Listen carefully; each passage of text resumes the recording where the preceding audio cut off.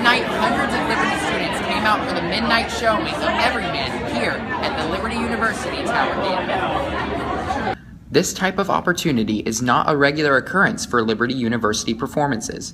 The show was only an hour long, carrying with it a gospel-oriented message. Liberty has only put on a midnight showing for 2 shows in the past. The audience consisted of mostly students, as both the pricing and showtime for the performance were geared intentionally for them. Tickets were only $5 and the house was packed, with no extra seats in sight. Chris Nelson directed the show, and with it came many new problems he was not accustomed to. One of which was dealing with a performance without words.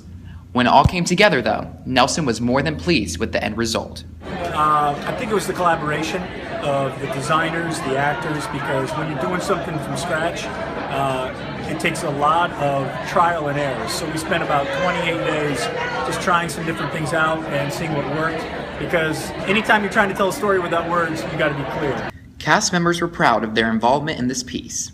Each member represented an idea or characteristic much larger than themselves. The challenge was discovering how to embody these supernatural characters. Heather Reed and Anderson Pusey expressed what it was like to be part of such a unique experience. Well, playing Death, which is a very interesting character because most people think of death as like a negative thing, but in the show of Everyman, she's an angel. She's God's messenger. She's the one who brings the message of redemption basically to Everyman himself. So my process had to do a lot of like getting rid of any sort of negative images first and then putting in positive images. I didn't search so much like biblically in terms of like the angel of death or anything, but a lot of my process was just basic. How would a human being play something supernatural? It's really interesting just to be able to see the show, like this portrayal of God's love for us actually on a stage. Because for me, I'm a very logical person. I like to understand things in their entirety, and reading through the book, reading through the Bible, there's all these different open-ended questions and everything. But actually being able to watch it on stage, even though, it's obviously not going into depth and everything, watching this production on stage, I'm hoping will show people, first of all, that, we're all going to die. Dust to dust, ash to ash, all that stuff. And it's up to you whether or not you want to burn in hell. My grandfather who just passed away a couple days ago, he was not a Christian.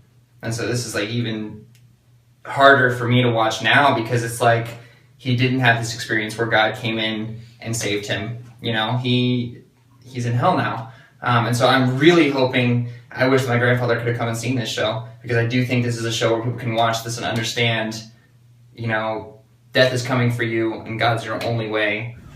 Audience members were thrilled with the performance. Each individual was able to escape from their own world and become submerged in the enchantment and talent of this performance of Everyman. I think what made the show unique was its use of movement instead of dialogue, which traditionally theater uses. So I think that helped it a lot because it just allowed you to understand the characters for who they are instead of what they were saying.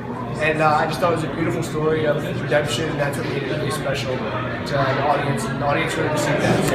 I loved Mackenzie Connell playing the lead minion. She just had like a kind of strength on stage, and she uses a bullwhip, and it's amazing. And it was just very creepy, and like all of them working together was so good. It seemed that everyone who came out tonight really enjoyed the performance of Everyman. Fortunately, there are still several performances left, so be sure to grab your tickets before they sell out. This is definitely a show you do not want to miss.